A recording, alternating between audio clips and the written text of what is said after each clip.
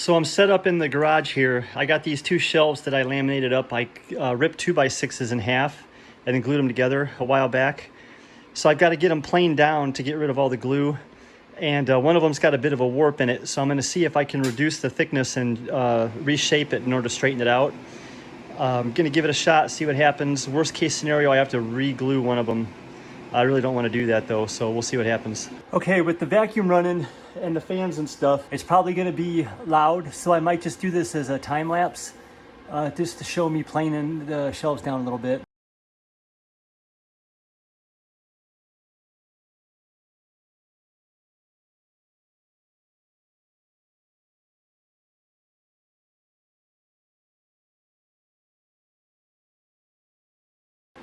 The bucket fills up quick.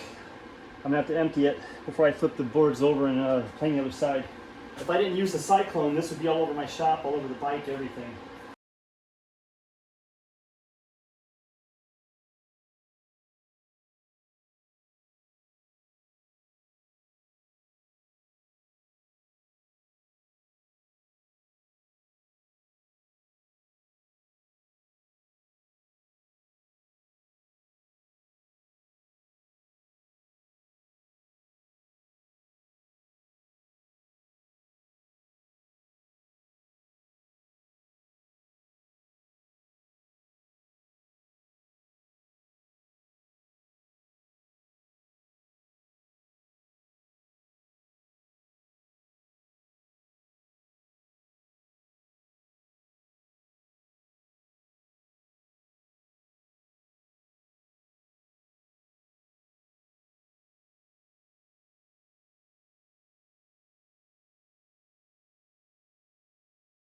Okay, I got the rough work done with the planer.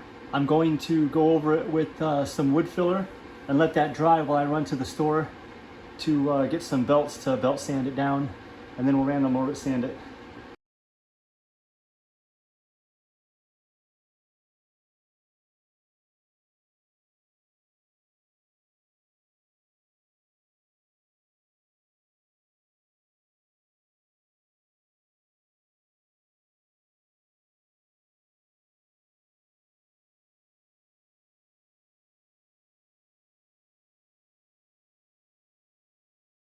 All of the rough planing is done, and I've got a wood filler skim coat across the entire thing to even out all the rough grain and everything.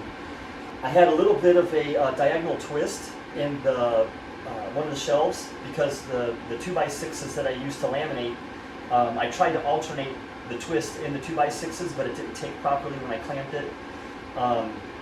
So what I did, while I introduced a little bit of moisture into the wood with the wood filler, it's water-based, I took the 2 points that were touching on diagonals and I added the amount of gap that was on the opposite corners to it with a shim. So I basically doubled the gap. Then I put the clamp with the protective board top and bottom to pull the gap down. So what I've done is basically taken twice the amount of twist that was in it. One shelf was flat, one was twisted. So I took twice the amount of twist that was in it and pulled that down, and I'm going to let it sit overnight. And hopefully tomorrow about noon, when I take this out of the clamps, they will adjust to each other so that they're basically spoon. Okay, it's been 36 hours. I'm going to take the clamps off and see if that was enough time for the wood to release, and so that they meet together nicely the way that they're supposed to.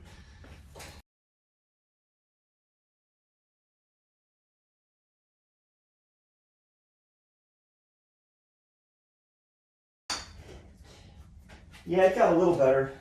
Okay, so I've got the sander set up. I haven't really used this one with the dust collection system. I hope I don't end up like making a dust cloud in the shop here.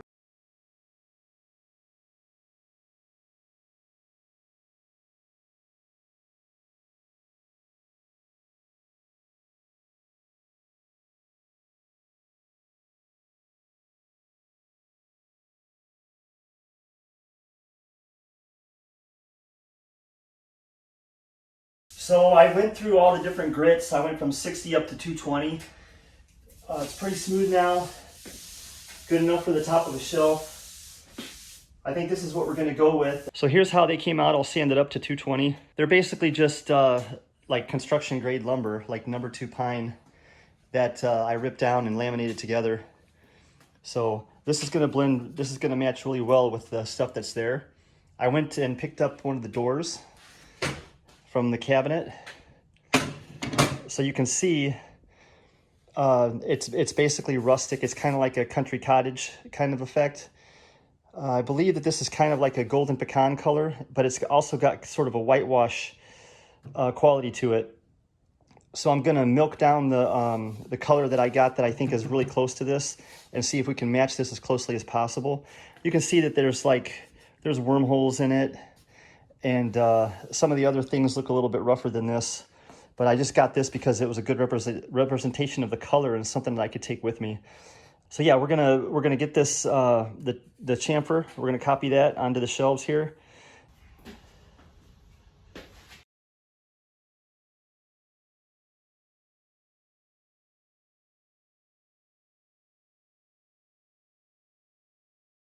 So I'm just gonna touch up the sanding and then start working on color matching this stain. I'd like to say I have an idea what I'm doing, but it's been so long since I had a color match stain. This is kind of a pain. All of the display boards in the store say, I know from experience with Minwax stains what certain colors are gonna look like when they're on pine.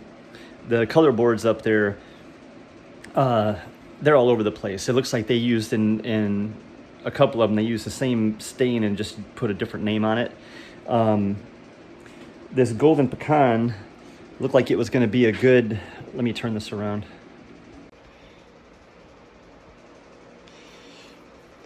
This golden pecan looked like it was going to be a good starting point.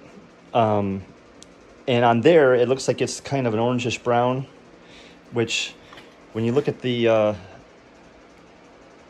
sample, it's pretty close. I mean, it all depends on the light that you're in. I thought that I could add maybe something a little gray to it to get that milky color and make it happen. But what it ended up looking like was red. So that was useless. I just got back from the store. I took the door in. I got a solid stain and I had them make it driftwood color. So you can see the color spot right there. That to me looks pretty spot on. It's all about how it takes on the pine though. So we're gonna give it a shot.